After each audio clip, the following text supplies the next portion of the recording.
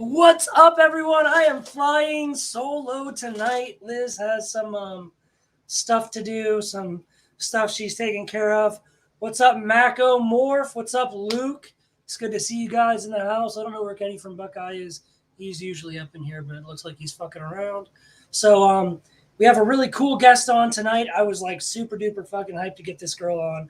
I've wanted to have her on for February, March, April, May, 6 months, dude. 6 months. It took me to grow the pair of nuts to ask this chick to come be on our show. I don't know why, because she's so fucking cool. I'm really excited to have this conversation with this chick. Check it out. This is May. Hello. Hi, May. Nice to be here. I know, right? I'm excited you're here. I know. I'm excited to be here. Dude, this is awesome. This is fucking awesome. All right.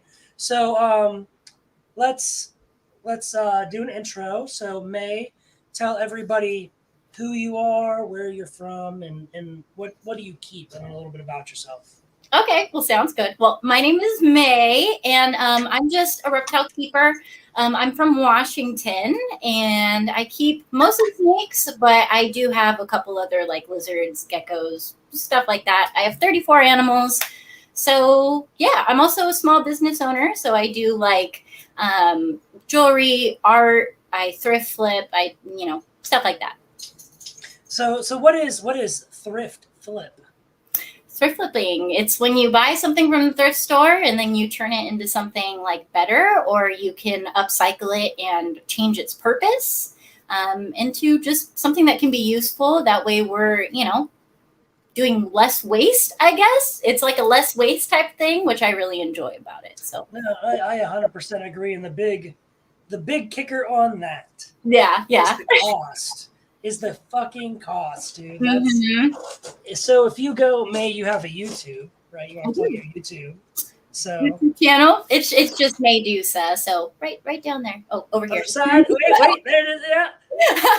Oh, I'm getting good at this. Yeah, I can't poke you. I can't poke you through your screen. It's just not happening, right? So fucking. All right. So thrift flipping. You have a YouTube channel. I believe. So when I grew up, antiquing was hitting someone in the face with a bag of flour. Yeah. I don't know. Mako Morph. So Mako Morph is an older dude, a retired veteran, and so for him, antiquing would be what we imagine it being. But our generation was hitting motherfuckers in faces with bags of flour. All right, we grew up on Jackass 4, not.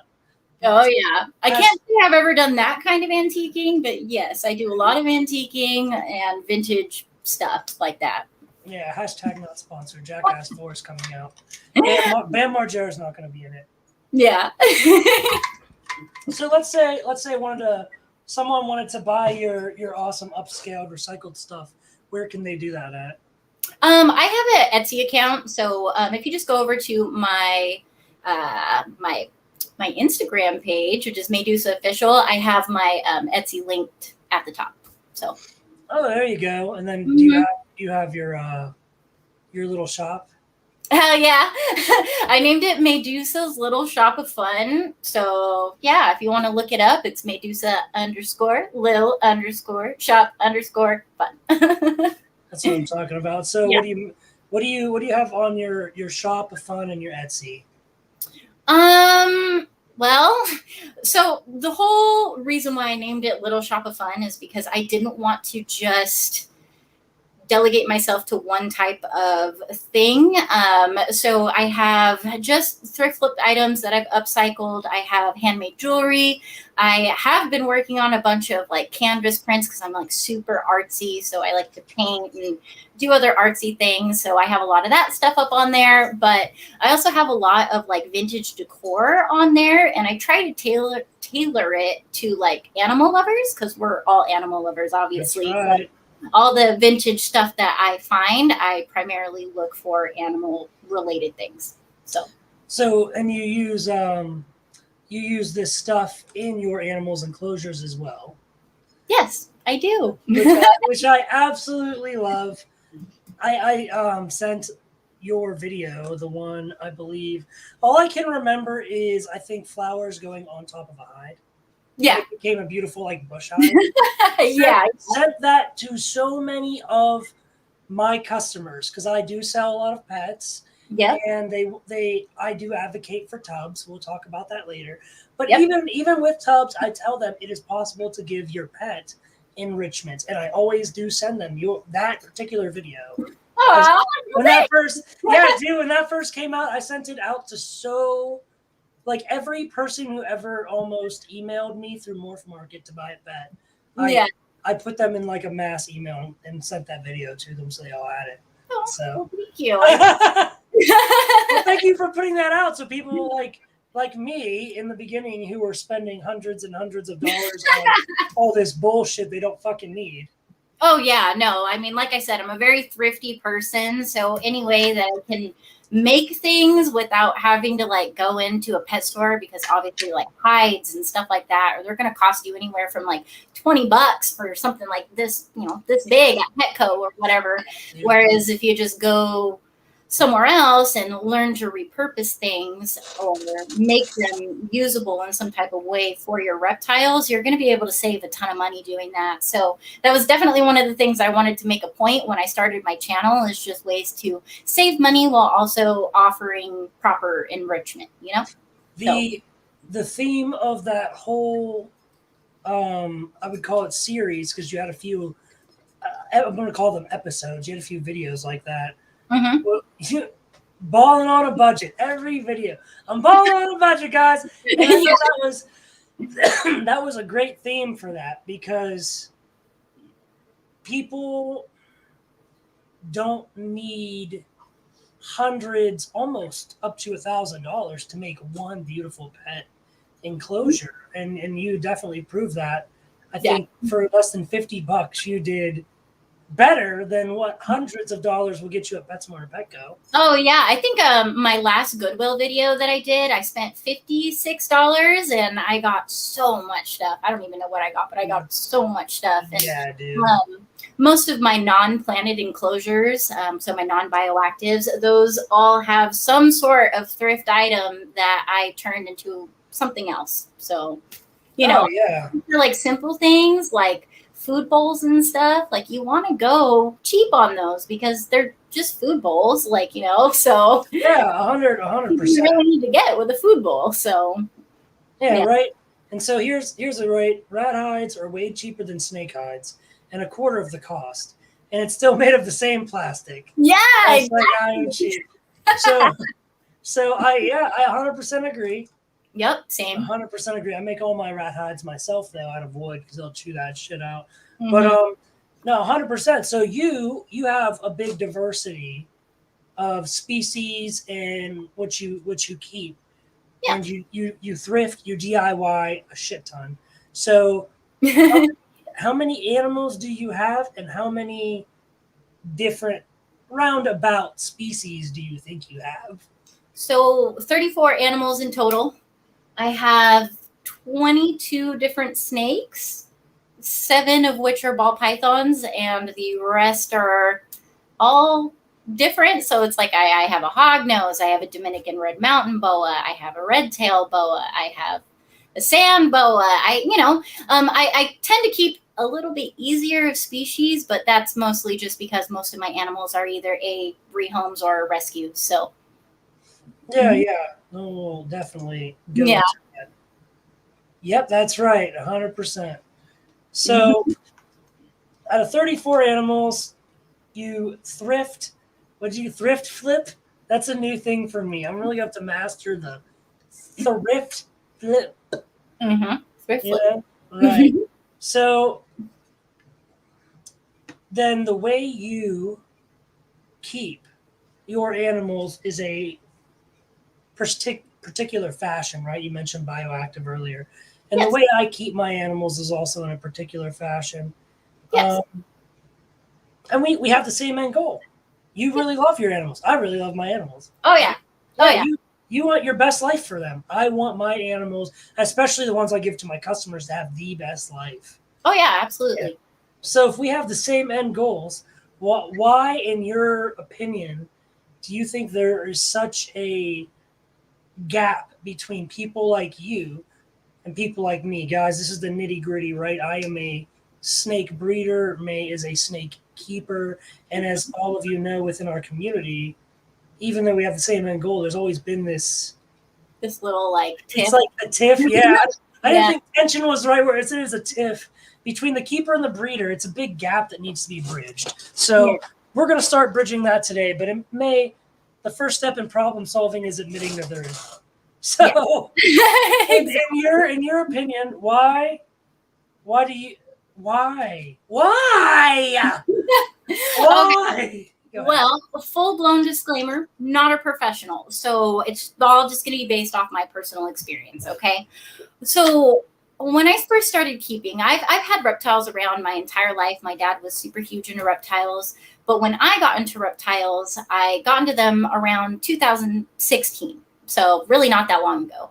And when I was going through the learning process, I went to both breeders and keepers. So my question is kind of the same. Like, I've always tried to figure out why there is such a big discrepancy between just an average keeper like myself and a breeder like you. I mean, obviously, at the end of the day, our end goals are very similar. We do it for the love of reptiles. We love reptiles. But the difference is breeders have different end goals overall, where keepers intend on keeping their animals for the full duration of their life. So if you as a breeder are hatching out animals and you have all these animals, I want to know why so many people expect breeders to hold yourselves to the same care standard as myself as a keeper would hold myself, because it's just not realistic to have 13 animals in bioactive vivariums that were just freshly born, like that's just not realistic. So I've always tried to kind of figure that out myself. I don't fully understand why there's such a weird tiff between breeders and keepers, because I really don't think there should be. A lot of the information that I've gotten from solid breeders, and I've also gotten from solid keepers. So it's just, I feel like we need to find a way to have a conversation without saying, this is my end goal, this is your end goal, and those are the only goals that matter. We need to voice both of our opinions and come to a common goal, right? But I just feel like that's something that some keepers just have a problem doing. I mean, they keep their animals up to a certain standard, and they just expect everyone to keep their animals up to that standard, I 100% agree. I also like bioactive Kathleen. I breed. So there's a lot of, especially older breeders within the community. Okay, so let's be honest. The reptile community is a very older white male dominated industry, right? Yeah. As an industry, a business industry. So everyone knows old men are just set in their ways. You're not going to exactly. You can't teach an old dog new tricks, can you? Yeah, that's what I'm saying. So when older guys are like, well, I've been doing it this way, and this way works, and I don't want to change it. And I get that.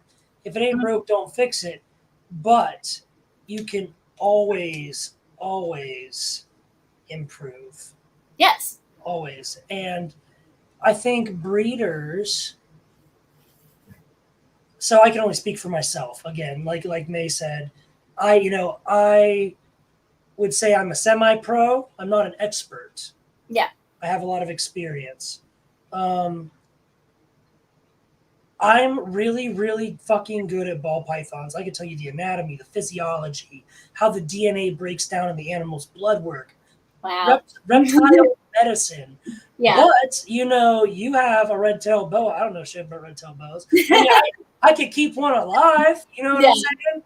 Yeah. But if I wanted to keep one as a pet, I would go to an experienced boa keeper and be like, what have you tried? Because here's a big thing between keepers and breeders that I've seen.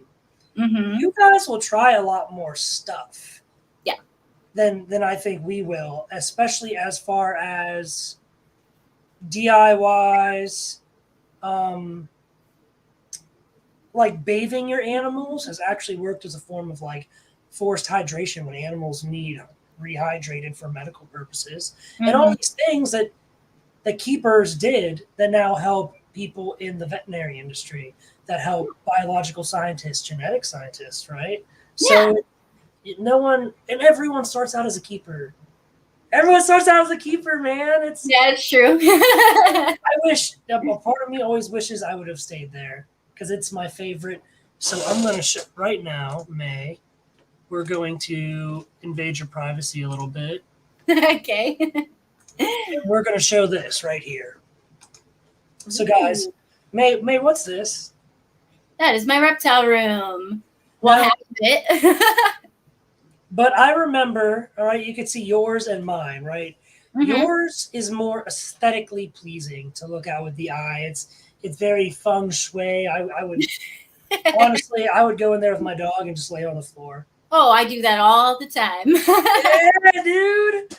Yeah. Well, that's kind of how I set it up. My animals, they're very special, and I wanted to create an environment where I can, come in and relax and just take a load off from the day and kind of create my own little paradise, if you will. Yeah, no, dude, that's where it's at. It's also like the humidity question. Some people only up the humidity when they shed. Others say, okay. So, May, we're gonna let's talk humid hides. Okay.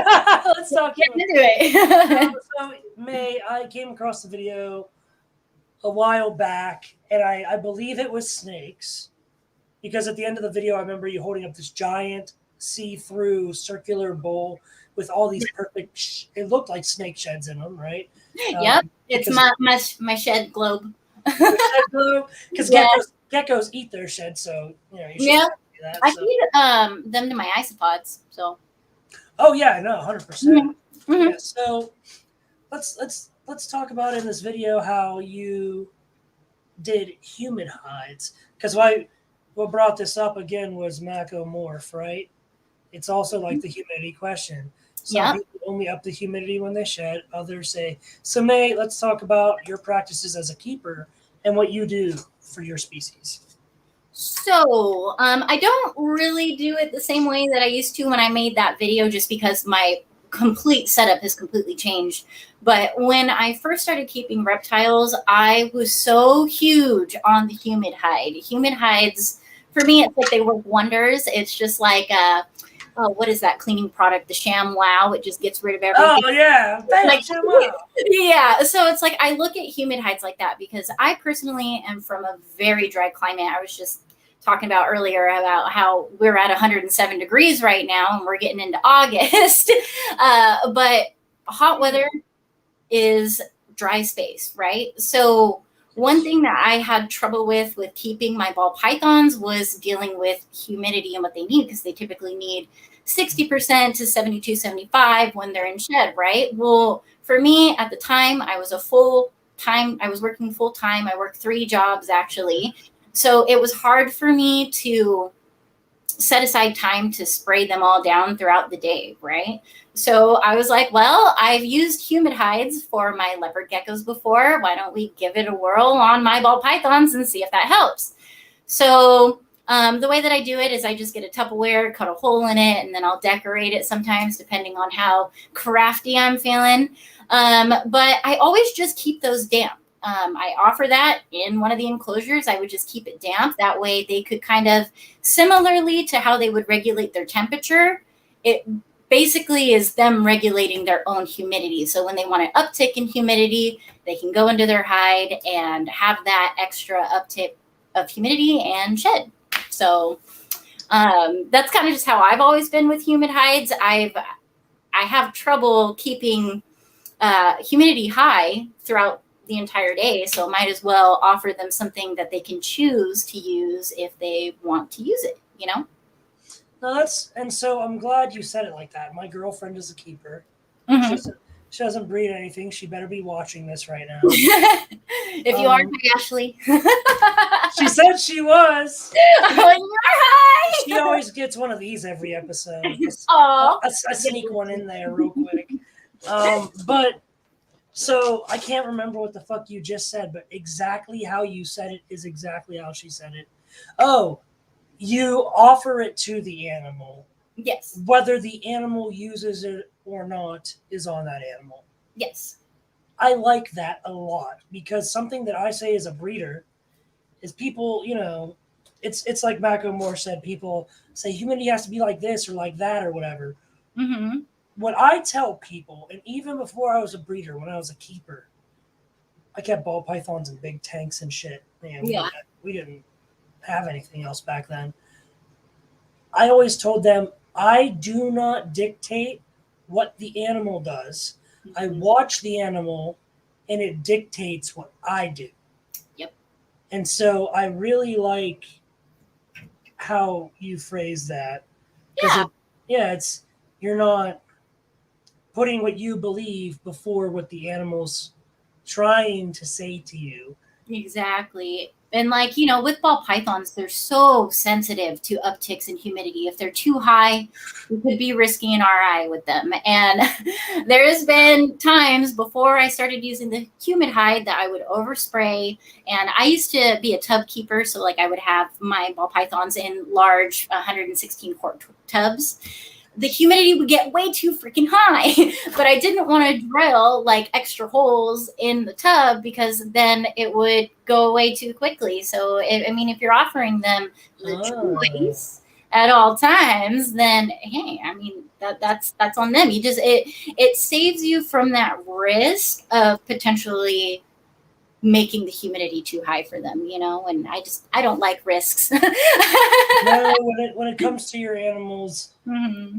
that human hide, and I think for your leopard geckos, it was like a mason jar you got at a thrift store for like $1 or something. Yep. And then you just put, I think, sphagnum moss in it and Yep. sprayed it, and it makes sense because that's glass. It'll hold humidity. That works really well. Yeah, exactly. That humid hide will always be cheaper than the vet bill you're going to have to pay for an RI. Mm-hmm. 10 out of 10 times, guys, because I'll tell you, I volunteer at exotic animal vets every weekend just so I can learn 100%. Yeah. Just for education. Awesome. Yeah, that's awesome. Sometimes it sucks so bad. So I bet, like, I would have the hardest time with anything like that because in high school, I was actually doing a pre-vet program, and I did that for 2 years. And one of the main reasons why I didn't finish it is we had to do like a college tour where we had to go to the veterinary like part of the school, and they would show us animals that they're working on or sad things that are happening. Yeah. And you know what? I would not be able to do that full time. My heart would not be able to take it. Yeah. So, Yeah.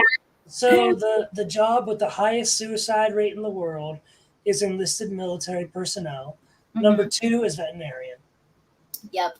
I would agree with both of those, actually. I saw the saddest fucking meme. It was this veterinarian, and they're sitting at this desk, Mm-hmm. and there's like, it's all dark in the room, and there's like one lamp above their head, and they're just looking at a gun on the desk. Yeah. And there's a ghost of a parrot on their shoulder, and the parrot was like, "Don't do it. I know you tried your best." And there's a dog on the floor, and the ghost of the dog was like, "Don't do it, please. I know you did everything you could do." Yeah. Like, you know what I mean? And I was like, that is why. Yeah, that's fucked up, man. That's the kind of shit that just takes your heart and just fucking. I know. Fuck, dude, just puts it in the bag and stomps on it. It's sad. I couldn't. Yeah. But too difficult for me. It's gonna be cheaper to buy that human hide every time. It is. Absolutely. So then let's talk about the tubs versus tank. Let's jump right into that. That's the most talked about controversy, I guess. Or I like both. I think both work really well. I'm on the same page as you. I mean, like I said, I only like to speak on things that I've experienced myself, and I have kept both tubs and fancy enclosures, and I can confidently say it literally makes no difference other than the material that the enclosure is built out of. Like, honestly, the really doesn't make much of a difference to me at all. Which one you use? I mean, Obviously, some tubs, I guess, could be considered too small for some species. But overall, like if you're doing tub keeping correctly, and then I really don't see a problem with it at all. I think it's great, and it's cheap, and it's light and easy to clean. So here's a good one. Depends on the species. So oh yeah, I agree with that too. yeah, that's a good one because I think so. I just got okay, you got me on that one. I can't I don't keep amphibians, so I have a friend who is a veterinarian Mm-hmm. who had 3 ball pythons that just wouldn't eat, wouldn't just Mm-hmm. not doing good, right? Yeah. Sends them to me, puts them in tubs. They just Huge difference, right? so I think again the animals dictate what I do for ball pythons. There's I think a tub is good for subterrestrial Mm-hmm. snakes. But I have a mangrove, which is a semi-arboreal colubrid. Yeah, tub wouldn't work for that. Yeah, no.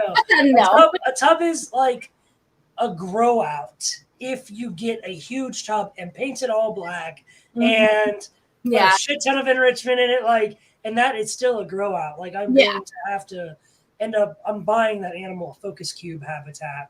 Not sponsored by Focus Cube. They already sponsor MJ's podcast, but the Focus Cube habitats are really, really good for arboreal snakes, semi-arboreal snakes, and ractodactylus species that climb and shit. You know, some juvenile tree snake enclosures, I have seen some people successfully take a super large tub and just turn it vertical for like the juvies, you know, like I have seen people do that, and they'll take like it's like pipes, like pipe fittings for plumbing. PVC pipes, yeah.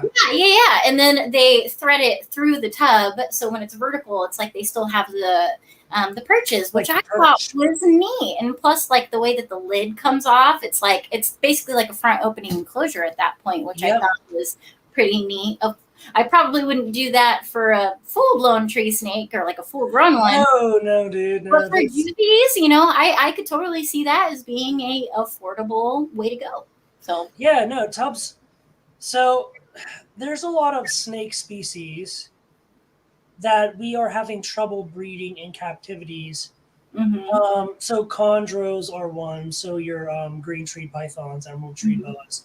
Yep. The people that are having success with those, keep them in either PVC, either the upturned tubs, or PVC type enclosures that are exactly the same with the perches, and it's like a bare minimum thing, and that's the only successful way we figured out how to breed them in captivity, because no one's we're still figuring it out, right? And so that's what you kind of have to start sterile, and then you have to recreate their environment, and then find the middle ground. Trial and error, right?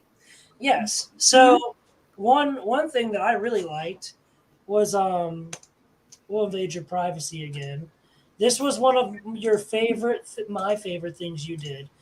So, other than this wonderful woman on the screen, look behind her. Look past on the camera. Don't mind me. look past the woman, and you see back there is it looks like it's a wooden it looks like 4 different enclosures, and it looks like they're all wooden and stacked perfectly. But that's actually not the case, is it? No. So, May, go ahead, and this was one of my favorite builds. So if you could talk about this, I'd appreciate it because I liked it. So this design that I have was actually heavily inspired by Jessica's animal friends. A few years back, she used to have this gecko setup where she had like normal bookshelves, and she turned them converted them into fully functioning enclosures. Well, I took a lot of inspiration from that, and as the thrifty human that I am, I actually found that it's called a barrister. I actually found that in the trash at my work. And I obviously saw it as an opportunity to turn it into an enclosure. It already had the glass doors.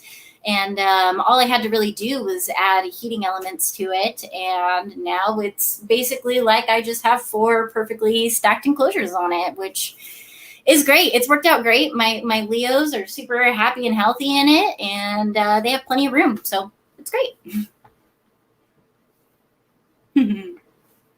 Oh, did we lose you? Oh, there you are. I was oh yeah, no, you're on your own.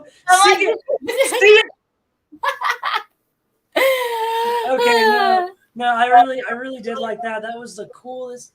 Like, when I was a keeper in my head, I always wanted to make something like that. Yeah. But I don't have the time. I really don't.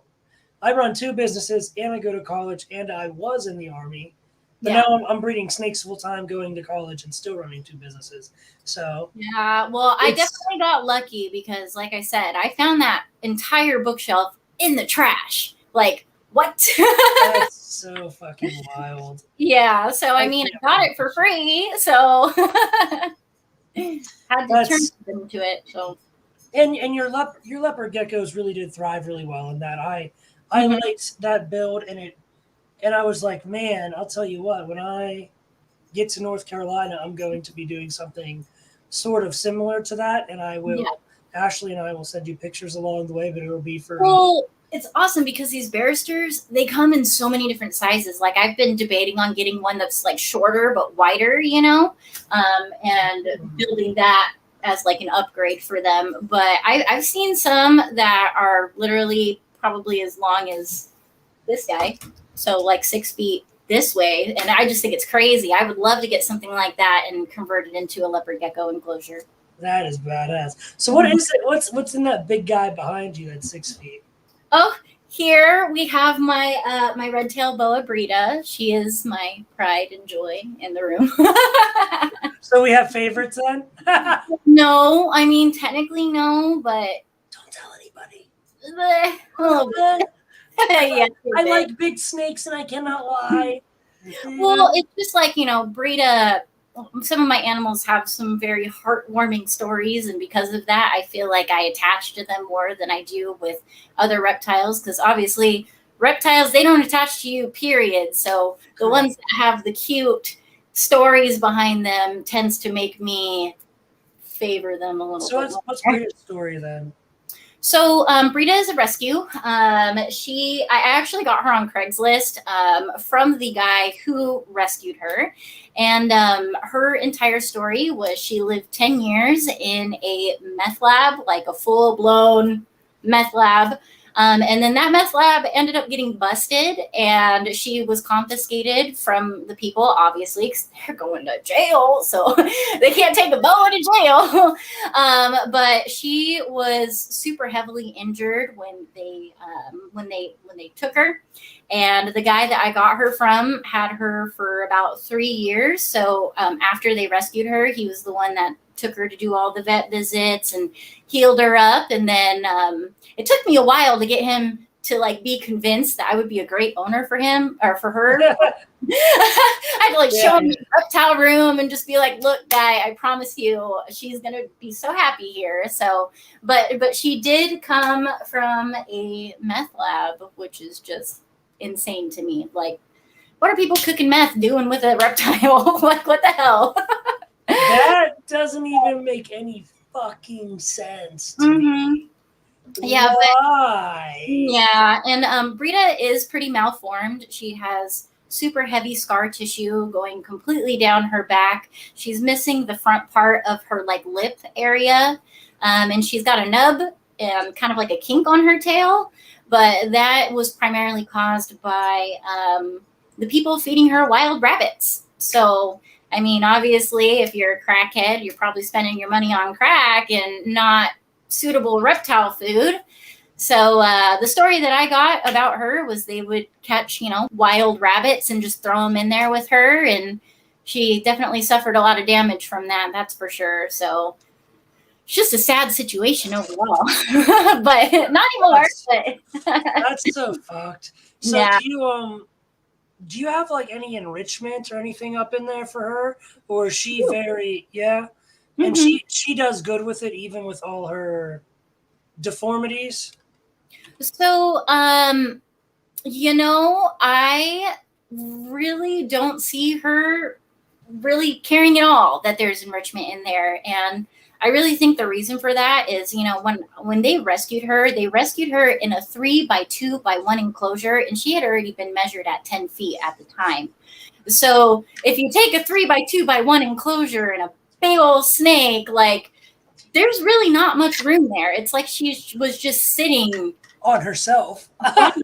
Exactly. So when I got her, I immediately started working on a upgrade for her because this 3x2x1 stuff was not going to work for me. So I built her a 5x2x2 to start out with. And when I did that, literally no changes. It's like she still acts like she's in a 3x2x1. She and kind of just stays on one side of the enclosure forever. She doesn't really move that much. So. Oh, wow. Yeah. Have you ever been to the Reptarium in Michigan by chance? But I'd love to go. I want to see. when Ashley and I take a trip up there, I'll call you. And yeah, we'll make that happen. Cool. I was asking because lots of people love or hate Brian Barczyk. You're on one side of the fence or the other, right? Yep. I'm a pretty big Barczyk supporter. I don't give a fuck what nobody says. I just think that, Barczyk started out one way. Yep. And over time has learned. Mm-hmm.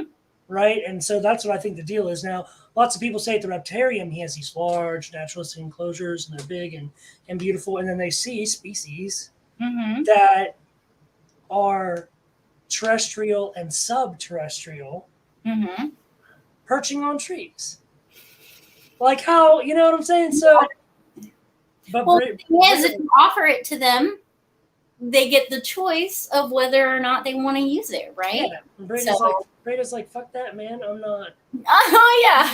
I'm just going to stay over here. Yeah, Breda is not at all like that. She is always in her hide most of the time. I mean, when I pull her out and stuff, like, she's definitely, like, she does explore. And whenever I'm, like, cleaning her enclosure and stuff, I just lock the dogs up and I stick her in the living room and she goes on the couch and whatever. But, like, in her actual enclosure, there's really not much movement there at all. It's like she still thinks she's stuck in a teeny box. Yeah. So. Yeah, but at least she has the option, again. Yeah. The animal dictates what you do. You don't dictate what the animal does. Exactly. And I love the name. I'm a huge fan, by the way. Yeah. Do you watch the Last Kingdom? Yeah, I would own Bebber if I lived in that time. That is my favorite. I would be the all time.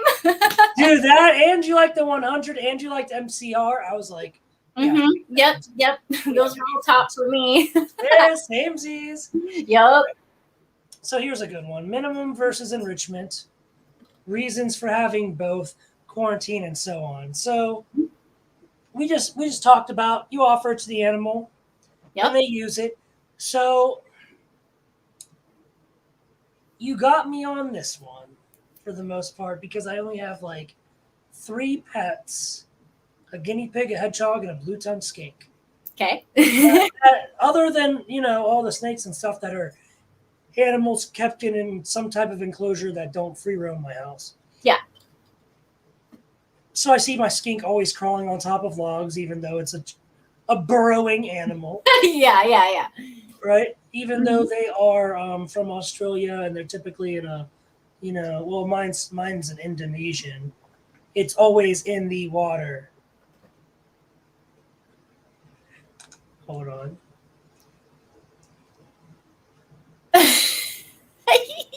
That's exactly what we mean. That's exactly what we mean. So if you guys saw our announcement for this and had the volume up, Give 'em Hell Kid by MCR was the background song. Chef's kiss. Yes. Yeah. Oh man, fuck! I can't remember. Okay, enrichment. So I see my skink, which is a subterrestrial animal, actually using its enrichment. I see it actually using the green vine that I provide for it for camouflage and everything. So do you have any animals that you provide enrichment for that you're like, man, they're actually like you see them actually using it and it blows your mind? Let me think. I'd probably say my fire skink. My fire skink. I'm like, I think it is kind of the same as like your blue tongue skink. Like, okay, look, so my fire skink, shyest bitch in the house, so shy. I never see her unless I happen to be walking in the room at the right moment. And like you said with your skink, she's more of a burrowing species. Fire skink, same deal, more of a burrowing species. Well, mine basks. I gave her UVB, and I also gave her a log to get to that UVB, and she'll come out and she'll use it. I mean, it has to be when I'm not home, apparently, because when I get home and I see her on it, she scurries and hides, but I know she's using it. And I mean, a burrowing species that comes out and uses UVB just because I offered it, right? Like I find that right? pretty surprising. Yep. Mm-hmm. So, but like for my snakes and stuff, I mean, other than Brita, my snakes always are utilizing their enrichment all the time. So even my ball pythons, like people talk about how ball pythons are constantly hiding, which is true for the most part. It is true. Yeah. But at nighttime, when I come in and do the nightly reptile check, I mean, I see my ball pythons chilling on the tops of their hides and stuff. Like they just like being up there for whatever reason. So I guess that would be another thing that I find surprising is my ball pythons being like up on top of things. I would consider that to be another thing. I agree. When I was keeping before I was breeding, I remember I bought a male pastel for a fuck ton of money, and it's shitty now because they're like $50. Yeah. You don't even want to know how much I paid for it so long ago. But anyhow, if you knew. That bad, huh? It was that bad. So I have him in a tank. I have this little like fake bonsai tree type thing in there, and he's up on the branch. So I feed live, right? Okay. So I drop, and I only feed African soft furs. Sure. So I drop it in there, and from the tree, strikes it, wraps it. Yeah. Holds it from the tree. Cool. I totally see my ball pythons do that too when they're out for feeding time. It's just like they can be up escalated and they're clumsy, but they can do it. So here's the big thing then. Are the ball pythons you see doing that, are most of them male by chance? No, I think I've seen both do it, both my males and females. Okay, good. I don't have enough experience to know. So I'm coming to a keeper to figure it out. Because there was a thing I was reading recently where people in Africa are saying they're finding ball pythons actually trying to make it up things, but they all seem to be younger males. Oh, wow. I wonder why that is. So I know the males have a further migratory range. Now they don't migrate, but that's just the word they use. They have a larger range of roam. Yeah. The females stay in one spot and they just send out their scent, and then the males come find them, right? Oh. Yeah. Bitches don't move for nobody. Right? So and that's how that works in the wild. And they go in there, they fucking bump uglies and shit, and then make them babies. Right? And then she's like, all right, man, you gotta get the fuck out. Like, I'm a strong, independent woman who don't need nobody. With your two little hemipenes, take your ass out of the house. Oh, dear. Oh, no. She went there. Big, thick bitch. Like 3.5 fucking C's thick. Oh, dear. But that's how that works. Well, that's what we're seeing in the wild, right? Or what I've recently read that they found in the wild. That's why I wanted to ask. I was curious because the only one experience I have is a juvenile male. Male. Yeah. Yeah. No, I can't say I can say gender because I've seen them both do it. So. You know what I think it is I think a lot of ball pythons in captivity are very heavy bodied. More than they should be. I'm like, that's something to talk about. That's for sure. Yeah, no, absolutely. I keep my males thin. I call it the athletic look. They're lean, skinny, emo boy skaters, right? Oh, I love that. Right? Yeah. Oh, please. Oh no, I'm the same way. I'm super like against with my snakes since I'm not a breeder. I don't have to have my females make a certain weight to breed them. Yeah. So I tend to keep my animals more on, like you said, more athletic, more toned. Because I don't breed them, so they don't need the extra weight, That's right. That's right. And then what I do is when we start rolling into the breeding season, I'll ultrasound the females. They're developing follicles.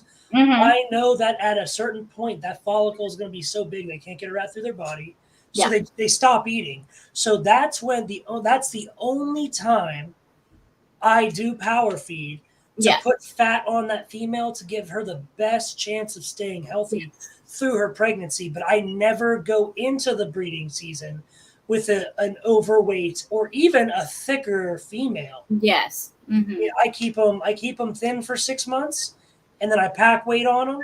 And then when they lay their eggs and they're sickly skinny, I get that healthy weight back on them. Yeah. And then I just maintain because people don't realize snakes store fat on the outside of their organs. Or my bad, we store fat on the outside of our organs. Like, they store it on their organs. My bad. And see it with like overweight reptiles or power feeding or whatever have you. I feel like somehow we've kind of gotten to this point where it's like so many reptiles are so fat that it's when people look at my reptiles, they think they're too skinny. They think they're skinny. And I'm like, no, they are healthy. They're good weights. It's just they're not obese. They're what they're supposed to be. So that's something that I have totally noticed too, with power feeding or just like people who have a juvenile and they're used to feeding that juvenile every single week, and then they get into that adulthood and then they don't cut back and they just keep, my snake's been doing good on this feeding schedule, I'm going to keep doing that, which obviously there's no bad intentions there. They think they're feeding their animals like they should weekly, but with the age, you kind of want to pull back because they start getting chubby, and they get it fast, really fast. Yeah, they do. I gotta reach for a pen. No, I 100% agree. There's a guy in Tulsa. His name is Professor Warren Booth. And hold on. I got to write this down so I don't forget. So Dr. Warren Booth is a genetic scientist. He teaches genetic science at the University of Tulsa, but he is a boa breeder. Okay. And he does what's called frequent feeding.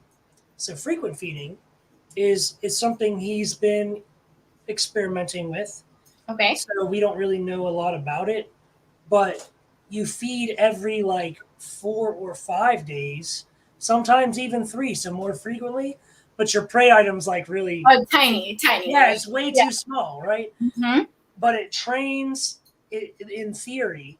It trains the reptile's mind to keep eating. It trains them to eat. So male ball pythons, when they're breeding, they stop eating because they're 16-year-old boys. They're only thinking about one thing. You know what I'm saying? Oh yeah. Yeah, right.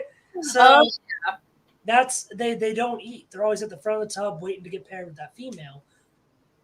Well, some people have tried frequent feeding with their ball pythons as juveniles into adulthood.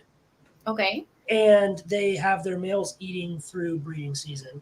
So that's the only, so far, positive thing that we've found from frequent feeding. Mm-hmm. And I think it might be a good alternative for animals in captivity that are not. hunting and things like that. Well, I mean, so I have a hognose that I got off of Craigslist, and he was 2 or 3 years old when I got him already. And the girl that I had got him from was still feeding him pinkies. So when I got him, he was literally still the size. He was too small. He was so small, right? And she had a weekly schedule. She was feeding weekly, but it was only a pinky. So I don't know if frequent feeding is that beneficial, just because I do have an animal that had that kind of, treatment, I guess. See, this is why we have this conversation. Yeah, exactly. So it's kind of hard to say if that would be beneficial. I mean, if it is, then great. Somebody needs to tell me about it. But I do have a hognose that was fed that way, and now he's stunted. He doesn't look like he's getting any bigger than he actually is, and he's he's barely made it past fuzzies at this point. So I'm just now starting to feed him hoppers, and I've had him for over a year. So damn. Yeah. Mm-hmm. And he's already a 4-year-old snake. So it's crazy. And so something that other people don't think about, right? So hognose by nature are frog eaters. In the wild. So ball pythons eat African soft furs in the wild. Yep. Which is why I only breed and feed African soft furs. Well, my ball pythons are way bigger than most people's. And I don't mean overweight. Like I have lengthwise. I have a female I had some customers come over because I do sell the African soft furs. Yeah. They bring their grandson, and he was 7. One of my snakes was longer than he was tall. Oh my 7 years old. And she's just had African soft furs her whole life. So it's not always just about, so this is my biologist's brain working here. Theorizing, yes. Okay. But it makes perfect sense. I just don't have a lab to test it. So if you did frequent feeding with frogs, I would bet that the hognose would actually end up being bigger because it has the particular digestive enzymes in its intestinal tract to break down the nutrition of the frog. Sure. It's, that's why my ball pythons are so much bigger than normal, because they have the digestive enzymes specifically made to break down the African soft fur. So it's not even just about the frequency you're feeding or the prey item. It's what is inside your animal and what's going on inside of your animal. And that's my theory, but yeah, no, that's a very interesting theory. Yeah, dude. I mean, it makes that. No. I mean, it makes sense though, right? Like, if we eat healthy, typically humans grow taller. Their hair is healthier. Their skin looks better, right? True. Same with our animals. Yeah, it would be like the nutrition value of whatever they eat naturally, and that would play a part, right? Like, yeah, 100%. And let's say you're captive breeding your own feeders, now you're eliminating things like parasites, worm, protozoas, bacterias, and things like that. So now your animals are eating like organic, like they're eating. Mine already eat better than me. Organic. They are eating organic shit. Like they are eating better than me. What? That's some farm fresh stuff right there. Yeah, it'd be like Hello Fresh. Like I know. I wish I could breed my own feeders. Honestly, like that would be life changing if I could do that. It is. Yeah. So it's so much cheaper. Oh, I can imagine. Especially for you. Like, I realized at 11 snakes, and this is for me personally, at 11 snakes was when it became cheaper to breed my own as opposed to buying it. So at over 30 animals and a diverse species, to breed your own feeders would save you so much money, but then you're spending time, and you said you have 3 jobs. I did, but I recently just quit my 9 to 5, and I started my own business thing, doing my Etsy and stuff, and haven't looked back since, my friend. Have not looked back. That's dope. So were you a realtor before, or you worked in real estate? I was a property manager, so I property manager. There you go. Yes, I was the office lady in the apartment community. Fuck yeah, dude. That's a good shit. Yeah, it was a good gig. It paid the bills. I was thankful for the experience. So, I had a lot of great residents. So, if I didn't think that I could be a business owner, I probably would have still been pretty happy doing that too. Mm-hmm. Yeah, I feel that. And Yeah. and so you're well, hold on. This is interesting. I picked up a new female last week, and apparently she decided to drop a litter today. Buy one, get 9 free. Oh shit! I'm like, Grandma, you're a grandma. Oh, what the fuck did they have?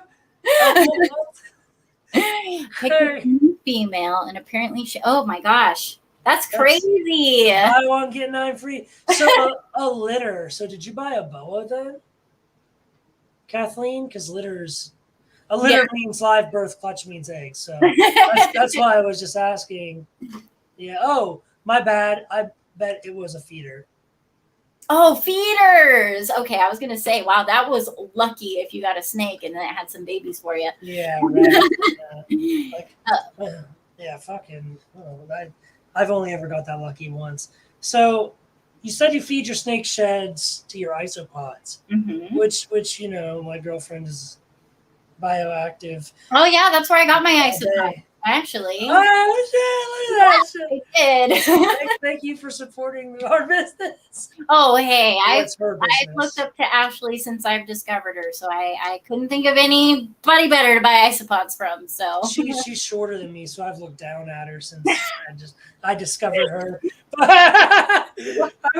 We were at a reptile show like not too long ago, mm-hmm. and I couldn't find her because she's so little. And I was just like looking at my friends. I was like, "Where's my small female companion?" Like my hand's like all the way down here. Yeah, I can't see you. She's like, "I'm down here." I'm like, "Oh, you're right in front of me." You're just yeah. Well, I guess that's kind of a benefit of me being a semi-tall girl. I don't consider myself to be a tall girl, but how tall are you? I'm only 5'6", so. That's like average, yeah. That's average, yeah. But like for some reason, all girls that I know are all like 5'2", 5'4", cute little fun size little things. And here comes May. I'm just average. No, literally. And I tried to tell somebody that once too, and they're just like looking around the room, and they're just like, "Really? Because you look like a giant to me." You're 5'6", dude. You're 5.5 feet tall. I know. I'm teeny. Like that's not that big. Yeah. Oh man. So 4S pythons. Congratulations, man. It's that's really exciting. Good for you, brother. Good for you. So bioactive, right? Being you would think that I would know a metric fuck ton about it. Mm-hmm. I don't know a fucking thing about it. So I know the basics. So what do you keep in bioactive setups? So as of right now, I have a crested gecko, I have white tree frogs, I have my Dominican red mountain boa, and long-tailed lizard in my isopods and bioactive enclosures. But I'm breeding my isopods for the rest of my enclosures, so eventually everyone will be bioactive. I will be very interested to see your ball pythons on bioactive. I just want to know. No, I'm in the same how boat. They thrive. Yeah, because I think they will thrive. I really do. Oh yeah, no, do you know who Zoe from ZA Reptiles is? Of course I know. She's like, of course. Okay, so Zoe actually has, I think, all of her animals on bioactive setups right now. I don't think any of them aren't in bioactive. And her ball pythons, thriving, incredible, and I just want to be at that level. I want all my ball pythons to be at that level. But she goes hard.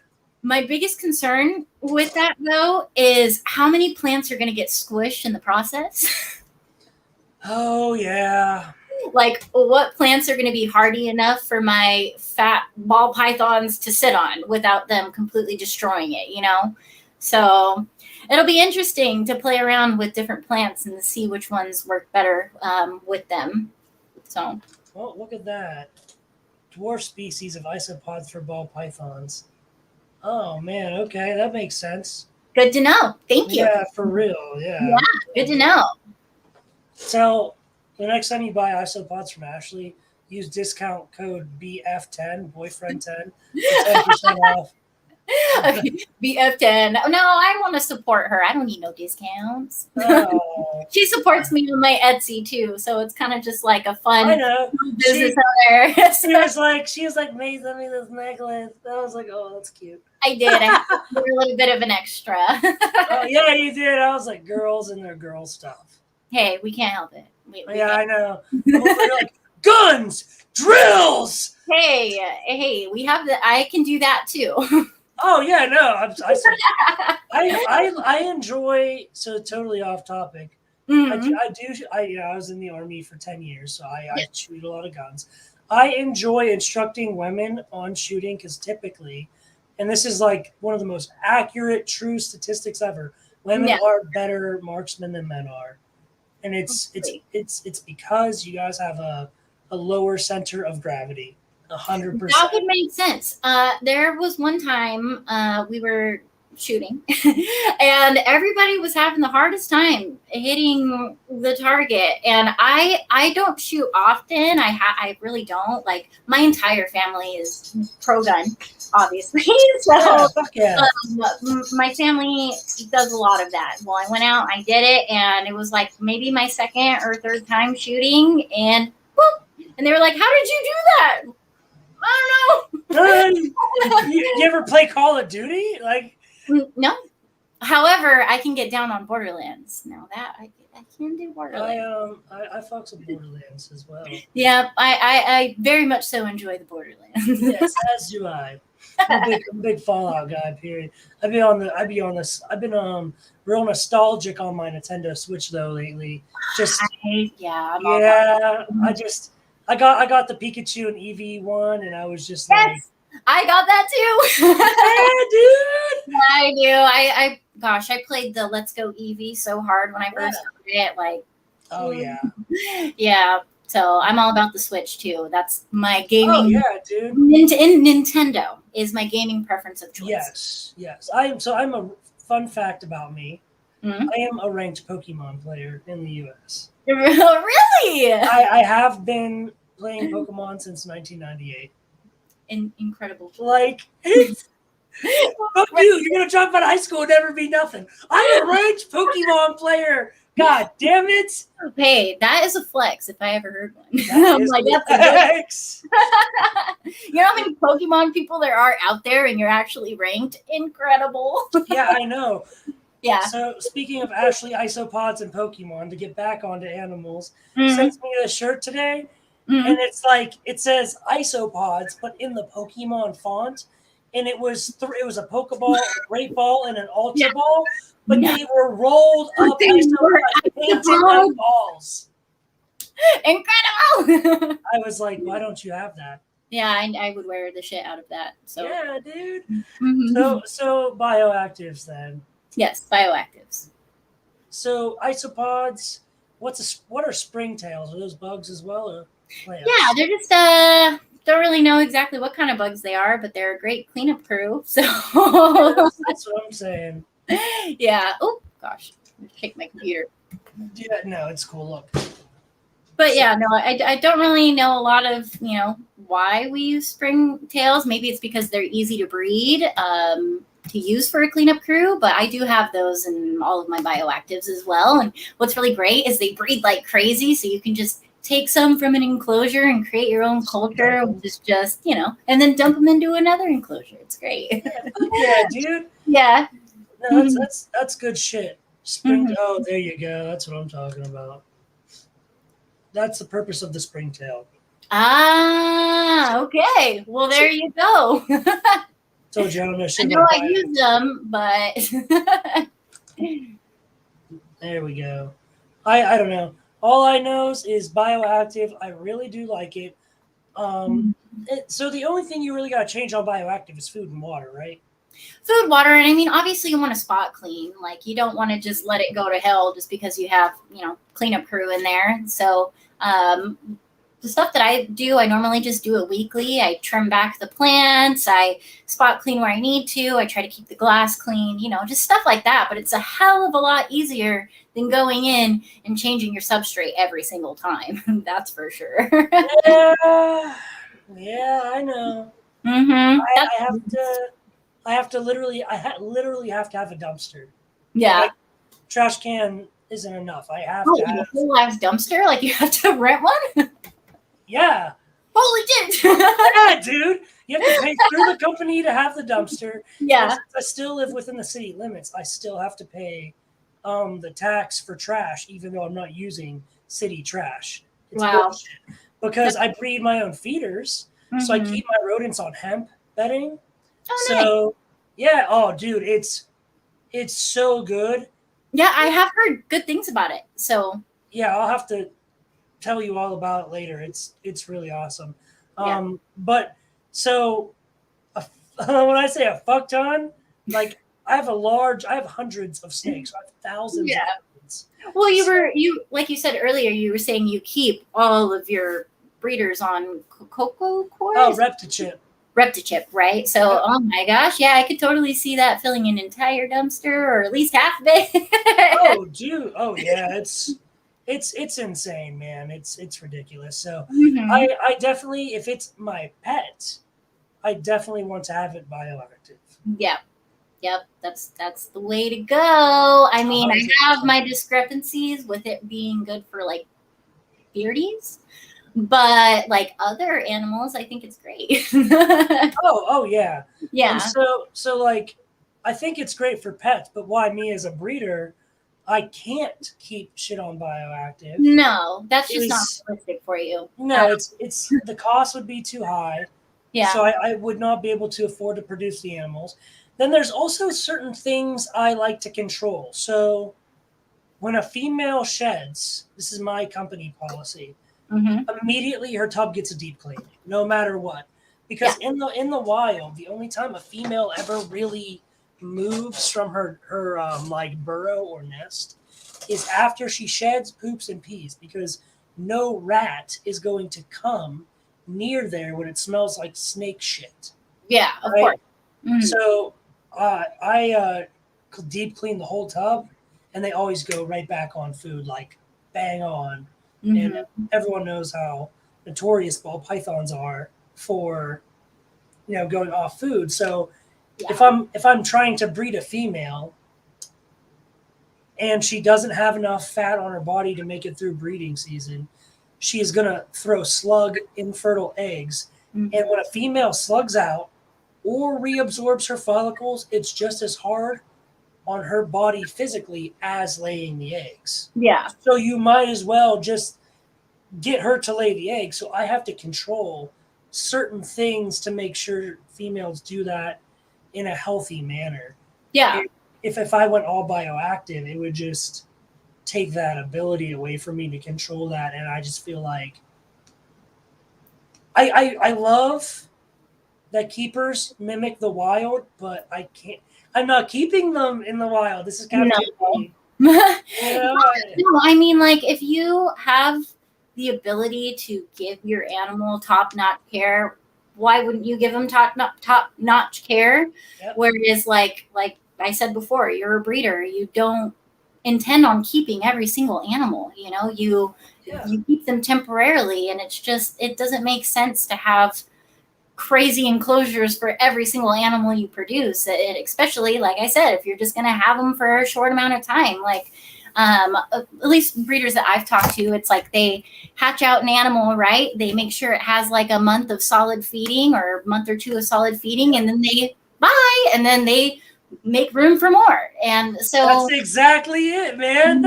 Yeah. That's the process, dude. I literally shipped a snake out and then put a new snake in that. I cleaned that whole tub, put a new snake right there. Exactly. So, and then like, say you do have an animal. So like with quarantine and stuff, obviously when you get new animals, you want to quarantine them to make sure that you're not infecting the rest of your animals, right? So when you're oh my gosh, I lost my train of thought. This is what happens when I smoke all day. Right? Like, No, okay. okay, yeah. But So, anyway, so, oh God, where was I at? okay, so quarantining your animals Yes. because, yep.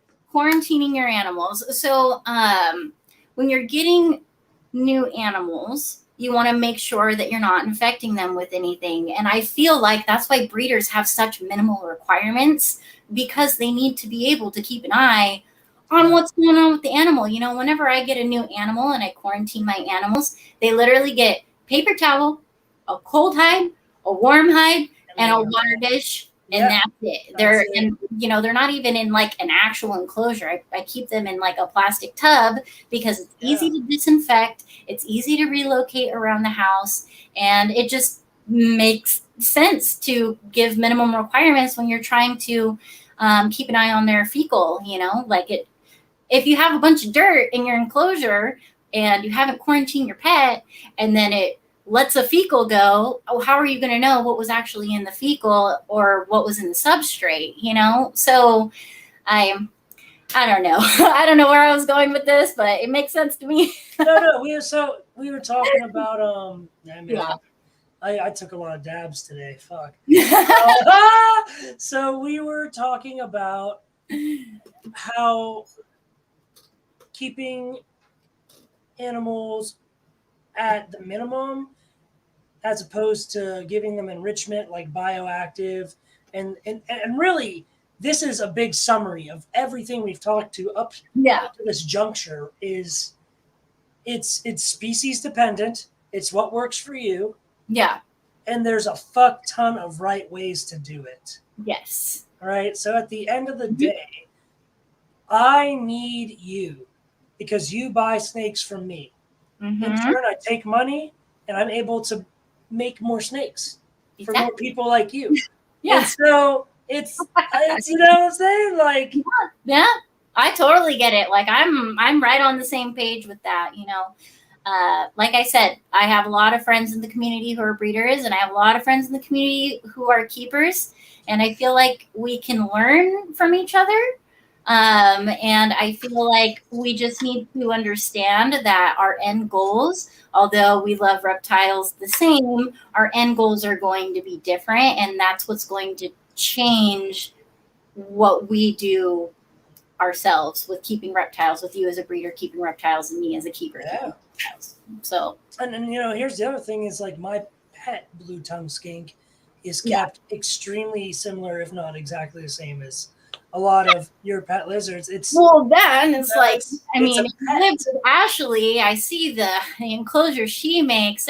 Ashley's enclosures they're next level. Did you see the fucking? Did you see the mangrove monitor? Has she posted that yet? She just got it. Yeah. Just got it. Okay. Well, the enclosure has a waterfall and shit. That's insane. That's amazing. into a pond. Yeah. Like, cool. Dude, listen. Okay, I'm putting like $15,000 into this dwarf caiman enclosure, which is my dream species. Of course. This pond is going to be big enough for me to swim with my dwarf caiman. Like, I'm that committed to that animal. Yeah. Like, and that's one of your dream pets. Like, I go all out for my pets too. I mean, my dream animal was definitely a Dominican red mountain boa. And then when I got one, it was like amazing. I went crazy on her enclosure. There's still some changes I want to do because obviously I want to convert her to like she's semi-bioactive right now. Like she has a cleanup crew. She does have plants in her enclosure, but they're not like fully potted like into the ground because I'm trying to see how she is with the plants before I actually like fully commit and like actually plant them in the vivarium, Oh, but, yeah. I mean, if you have the ability to go above and beyond, I have already said this, you should. I don't know why you wouldn't. Yeah, I know. Seriously, why get a pet and not get it? So that's literally. I'm looking for a picture of your boa right now. Dude, there's a lot of pictures. Your content's good. Guys, go follow Meidusa. If you don't go follow Meidusa, fuck you. How about that? I'll find it. Oh, wait. Oh, no, that's definitely a corn snake. All I saw was bright colors. Oh, I'll have to find it later. We're running short on time. All right, like what animal are you looking for? Your boa. Oh, my boa, right. Your red mountain. Yeah. All right, so anything. This is out of May's personal arsenal. Okay. Any tricks or tips that you have? First and foremost, for those of you who may be on here who do follow me, I have a vendetta against dirt, a huge vendetta against dirt. And that's because reptile marketed dirt is too expensive. Makes no sense. So I always try to tell people, if you're going to buy substrate, to go for organic topsoils and play sands, things like that you can mix into your own substrate from the department stores.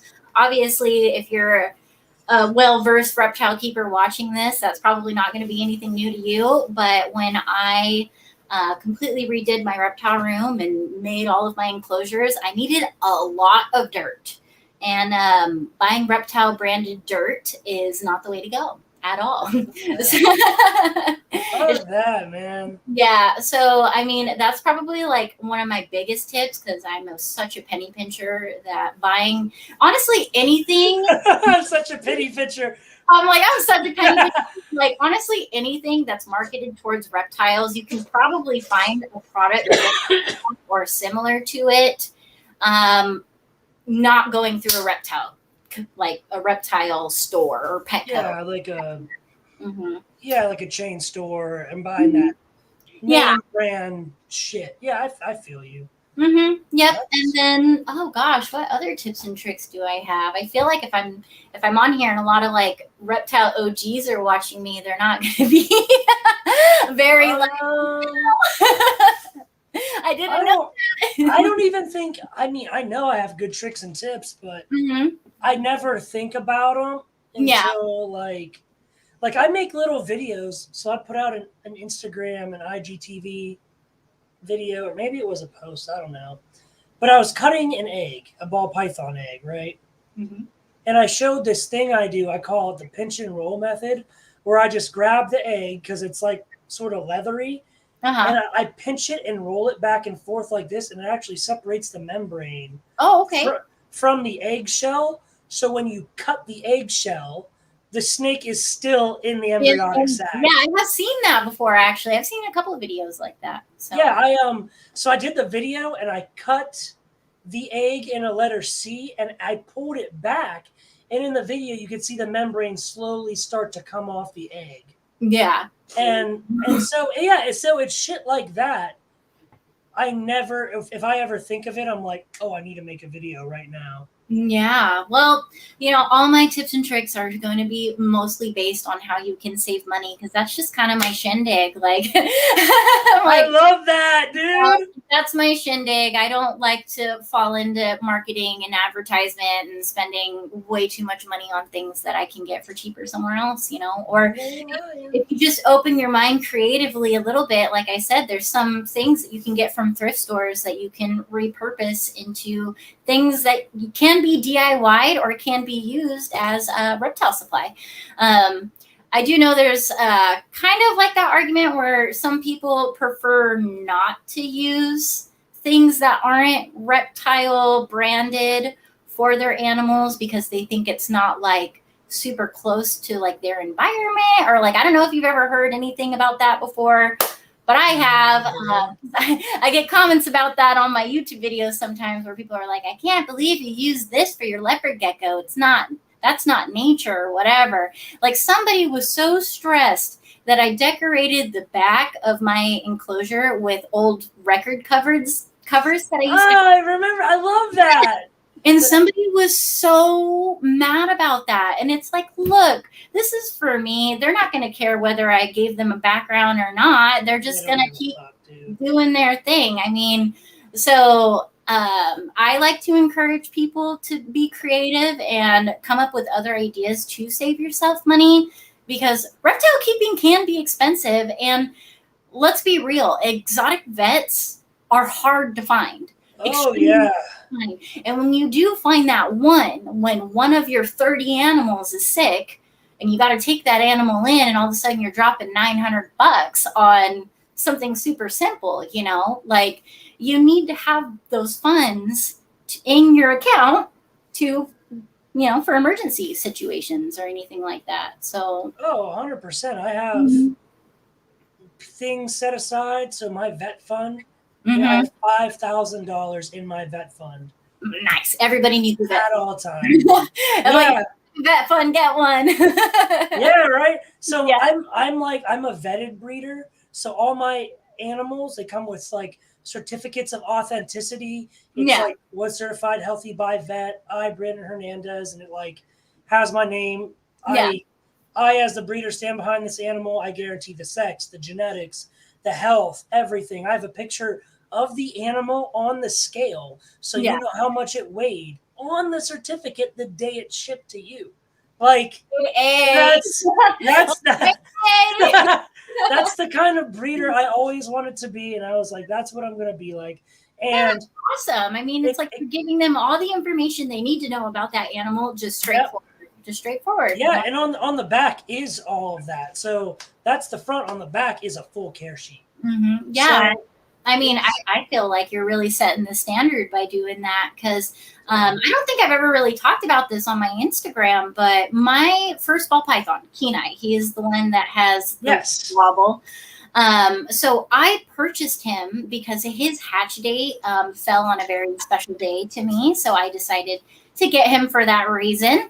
And there was no disclaimer at all of his wobble at all.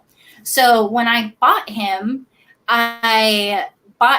with a wobble and kind of just had to navigate, how do I care for this animal, you know, because he's different. He's, you know, he's not like my other ball pythons, if you will, which I didn't know really, because he was my first ball python. But after I started getting more ball pythons after him, I really did start seeing the differences and how I care for him and how I care for my other ball pythons. Because, you know, he needs a little extra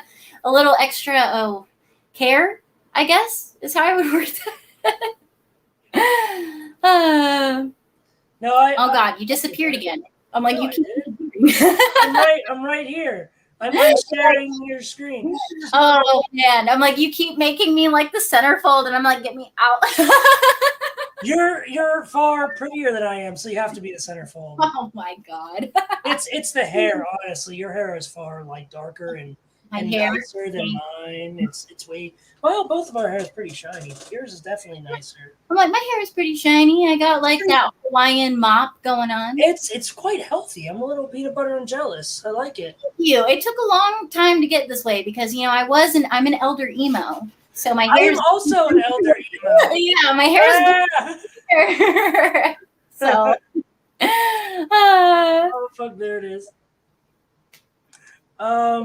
Yeah, stop playing with buttons. Okay, you know, but I gotta send you pictures of me when I was in high school so you could see how emo I really was. Oh my gosh, mine were awesome. Mine were great. I was like the emo skater. I know, you know. Did you ever have like the MySpace and stuff when you were in elder? I had MySpace. I had MySpace. My hair, you could see I'm trying to grow it back. Like I had the little swishy swish. Yeah, I'm working on it right now, man. But see, like the army took it all away from me, so I'm really trying hard to grow it back, but it won't. You know, it's not there anymore. I'm just glad the emo age surpassed me before I could get tattoos, because I could totally see myself being like that little emo kid that got RAR tattooed on their finger or something. RAWR? Man, no, back then, oh my gosh, it is so bad how emo I was. Like, obviously, it made me kind of who I am today, but at the same time, I look back and I was like, girl, what were you doing? Yeah. Pictures where I'm like this and it says raw on my hands, like I was that bitch. Like, Yo, we would have been friends. I We had, would have been friends. oh yeah, I had the cotton candy pink hair and the blonde streak and all. Yeah, the coontails. Did you tease it up too? Yeah. No, I had. Yeah, dude, I had black hair. I had the swoosh. Yeah, I had gauges. I had gauges and a tongue ring. Yeah, I still have my gauges. I've had mine since 7th grade. Yeah. Fuck yeah, dude. Yeah, I just made an appointment to get my tongue stabbed, so I gotta do that first. Nice. After my tongue, I'll do the I'll do the ears. Yep. I remember the spiky belts. Yes. You are also an elder emo. Where's 10 pounds of black eyeliner and yeah. Prefers the term senior emo. Yes.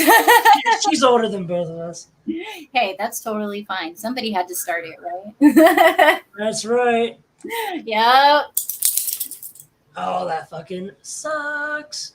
So, yeah, I had the swoosh, I had the gauges, I had all that good shit, but yep, same. And I think I'm gonna start to try and get it back, but if I look like shit, I don't know what I'm just gonna get tatted out. Fuck it. Yeah, when I first started doing property management, I was that property manager with full blown emo hair. Like people would come in, yeah, dude. Seriously, like expecting to see like a super businessy person, but like I still had like the emo hair. I had the piercing scars because I used to have 2 antibrows, so I had like the dots on my cheeks. Yeah, dermal's nice. Yeah, I mean, obviously, when you work in the office, you have to remove that kind of stuff. So I removed it over time, but I kept that emo hair in the office for a very long time. That's so awesome, dude. Yeah, honestly, I feel like it helped me rent. It helped me rent apartments because people would walk in and be like, "Oh, she's not a business lady. She looks like she's." Down to earth. You're relatable. You're relatable. Mm-hmm. That makes a lot of sense. Yep. Yep, that's true. So do you see what this little blue figurine is right here? Yes, I do. That is exactly what her hair was like. Oh my god, I'm jealous. I was thinking about black, so I could never get to that color even if I wanted to. So. I was thinking about going like blue or green on top with blue undertone, or going real hardcore old school emo, and doing like the blonde top all the way down with the black dyke spike. Mm-hmm. Is that even a politically correct term still? Can I say that? No. Oh, my bad. Sorry. Oh, no. But yeah, no, I totally know what you're talking about. Yeah, but I don't know what the fuck else it's called. No, I know what you're talking about. Well, so funny story. I was going to wait until like later to talk about this, but when me and my fiance first met, so we actually met when I was 14 years old. Oh, so wow. How old are you now? I'm 26 now. Okay. Yeah, so we were like high school honeys, whatever. And when we first met, we were like so emo, right? I'm talking like I would post a picture on MySpace and then my hairdresser would be like, "Hey, somebody brought me in a picture of you today because they wanted your hairstyle." Like we were that emo, like Jesus. The Tumblr, like if I showed you a picture, I actually posted a picture on my story on Instagram not too long ago of me and him when we were on more emo, and somebody messaged me and was like, "You were literally my MySpace screensaver." Like, you know how you could change my god, for real? Yeah, so like, you know how there was like those super famous like emo kids that everybody had as like their profile pictures and stuff like that. I had somebody message me and say that I was their background as a kid. I don't know how to feel about that. I'm like, it was weird, but that's cool, but yeah. I mean, was it the hair? Was it? I wish I could show you guys a picture of what my hair looked like because it was ridiculous. My God, it was cotton candy. I know this is a reptile video podcast. Yeah, I know. I'm sorry. No, I'm looking for pictures of emo me right now, but all I have are snakes. Like, let's see. Oh, fuck. Okay, hold on. There's one more, I think, big, important one. This is important, yeah.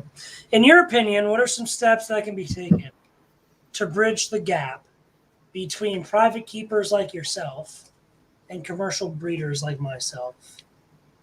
Um, that's a tough one. But what I will say is I think it all just comes down to learning how to understand each other. I think a great first step for like keepers would be voicing their opinions without coming off in a way where breeders won't want to listen to you. You know what I mean? Like, obviously, there's a way to go about things and voice your opinions without being a complete fucking dick, you know? Like, Yep. I'm just saying, like, there really is. And I feel like when you're positively trying to voice your opinions, you're going to be getting more positive back. Where, like, if you're negatively communicating something to somebody, like, I know me, for example, like, when somebody tries to tell me to do something and they do it negatively, I'm immediately like, I'm not doing that. I'm doing the opposite. Ain't doing it. Yeah, I'm doing the Or opposite. like somebody can literally have the same conversation with me, but voice it in a respectful way. And then I'm just like, oh my God, you know what? Yeah, I'm going to look into that. I'm going to do the thing. And, you know, so I feel like it really just comes down to listening to each other without attacking each other. I really feel like that's the first step, is being able to have conversations with each other about how we take care of our animals and how you guys take care of your animals. Because if more keepers understood why you guys do the things you do, I feel like that would put consumers at ease. Is that the way I want to word this? I think so as well. Yes. Yeah, I feel like it would put consumers at ease. And I don't know what is going on, but somehow I feel like even not even just like in reptile keeping, just in general, it's like people have completely lost the ability to have conversation without completely shitting on each other. And so I feel like the first step is open communication without being so negative from both spectrums, from both ends. So I agree with that 100%. I think it comes with a lot of open-mindedness. You know, you got to have a lot of take and give. So I've always been the kind of guy, I'm still looking for my emo photos. I've always been the kind of guy where, for me, results matter more than anything. So I don't care if you're a man or a woman. I don't care your color, religion, race, whatever. I care that you are doing great things for the animals, right? I care that you're producing results and everything. So if a keeper, you know, me as a breeder, I'm pretty set in sort of the way I do things because I know it works and I know my animals very, very well. But if someone, regardless of who you are, whether you're a keeper, breeder, or anything, showed me a method that was better than the method that I was currently using, I would adopt that method. And that's how I have almost every method that I use. How we learn through conversation and experiences. So I feel like sharing each other's experiences, both keeper and breeder, I just don't see how that couldn't be beneficial to both parties. Just having open conversation about things. So yeah, 100%. And like you said, like our end goal is the same. I want to hatch a beautiful, visually appealing animal that is healthy, and I can track its lineage back, and it's vetted and it's tested. It doesn't have any viruses or anything. And I want to get it established, make it a good eater, and I want to sell it to somebody who will love it as much as I did making it. Yeah, exactly.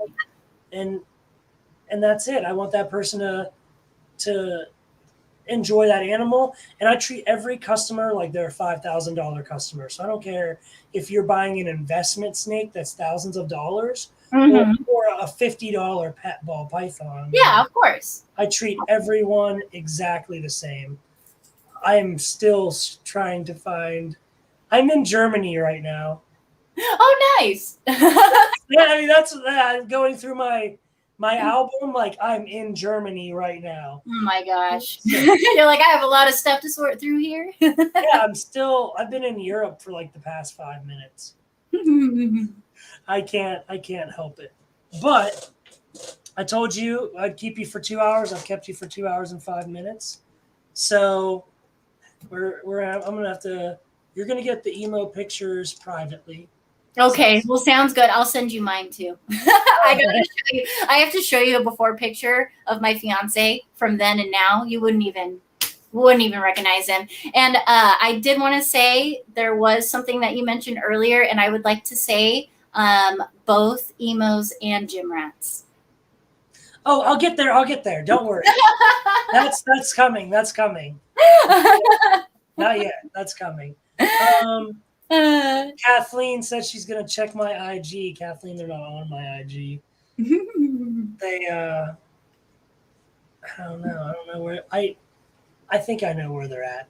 But all right, so we had great talk, we had good info, and I think that it's safe to say that you and I tonight right now have just taken the first step to bridging the gap between the keeper and the breeder, because oh yeah, I would say so. I think we had great combos. yeah, we had a great conversation. Yeah. Did you, Kath?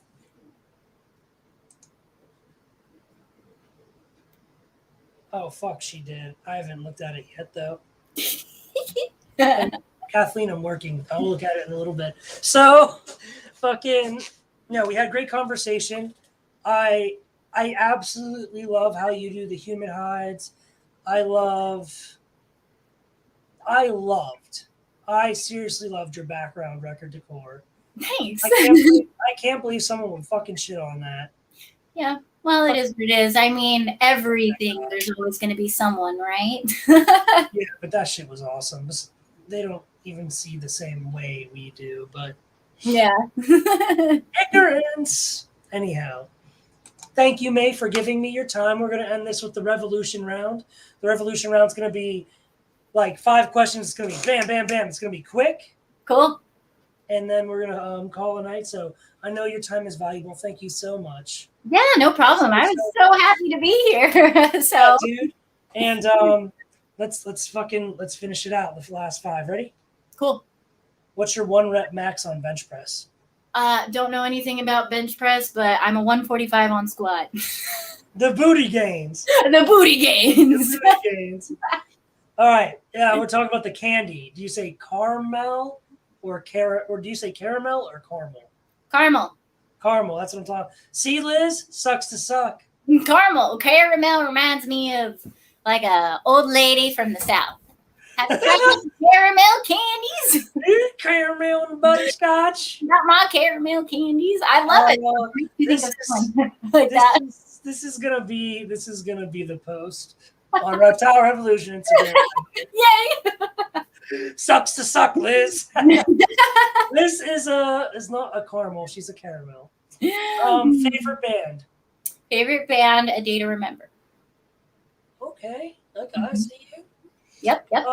Emo skater boys or gym rats? Both, because my man started out as an emo and he's ending as a gym rat. So that's awesome. Yeah, definitely both. Okay, I forgot to tell you about this one. Shit tickets. So your toilet paper, we call them shit tickets. Oh, okay. Does it go over or under? Over. Okay, good. I don't trust people who go under. Over, because under it's just like no, over. No, it's not right? No, it's not right. People can't trust people who go under. All right. How are you revolutionary? Oh gosh, that is such a big word, my friend. I'm like revolutionary. That is a big word. Yeah, shit. You know, I personally don't consider myself to be very revolutionary, to be quite honest with you. But if I was to leave an imprint on the community as a whole, I would hope it is the joy of reptiles. You know, I am just a reptile mom. I'm not a professional under any circumstance. And I would hope that if I imprint the community at all, it's that people can relate to me as a keeper as a whole and kind of just look at me in a way as just like, I don't know. I don't really know. I mean, that's such a big thing. I just want people to see the joy that I see from these reptiles. So if I could be revolutionary in any way, I hope it's that. So, you know. So I think you're revolutionary on a whole different type of aspect. Your content is very bright. It's very sunny, right? It's very upbeat. And the reptile community is tight knit as it is. Mm-hmm. It's like high school. People have niches, and then outside of your clique is like who the fuck ever. So yeah, right. So my favorite thing about you, other than your taste in music, is definitely your motto around these parts. What is that? Do not forget to smile today. Oh, I love that. I can't believe Yep. I cannot believe I got you to say that on camera. I know. Best motto to live by, okay? I mean, we all need to find reasons to smile. It's necessary to our health. Oh, yeah. Fucking, I agree. And you have, I think, as far as being revolutionary, because the community is always divided, you are like that first little speck of sand that got to go in the crack and fill that gap. So yeah, that's how I think you're revolutionary. Oh, thank you. I really appreciate it. You're very welcome. I meant it. I really did. Thank you. You know, I'm just doing me, and if it brings people joy, then great. It does, and I can tell you put in a lot of hard work, and it does not go unnoticed. Thank you. You're gonna make me all blushy through my foundation. Just do the Shane Dawson. Just that's Shane Dawson was like the first YouTuber to do that. Now all of a sudden, all YouTubers are like, "Let me flip to." Yeah. Okay. Admittedly, I do that with my TikToks, but whatever.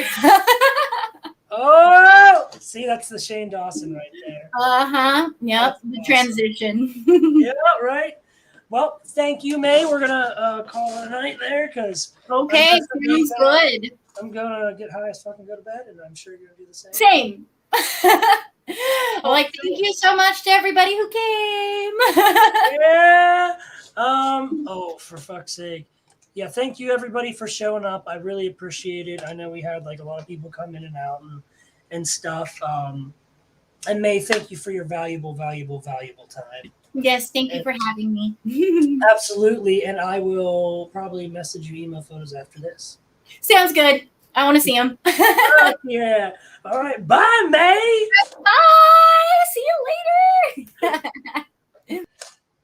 All right, guys. So we are finished with May. That was a good time. It was interesting to sit down with someone who reminds me of almost like a younger me, like so enthusiastic still about just keeping the pet, loving your animals, enjoying your scale baby, your noodle baby. If you're a lizard mom and they shed that perfect little glove for you, you know, that's such a good feeling. What the fuck is next week? I don't even know who we have on next week. You gotta ask Liz. So yeah, thanks for tuning in. I really appreciate it. If you guys want to hit up May, I'm going to put all of her information in the description down below right after this. And go give her a follow, check her out. She's very helpful. She'll tell you how to do a shit ton of shit and save a shit ton of money, which is very important, especially if you're going to buy snakes from someone like me who overprices them because of the type of shit I produce. Thank you very much, Kathleen. It was really cool to bridge that gap between the breeder and the keeper.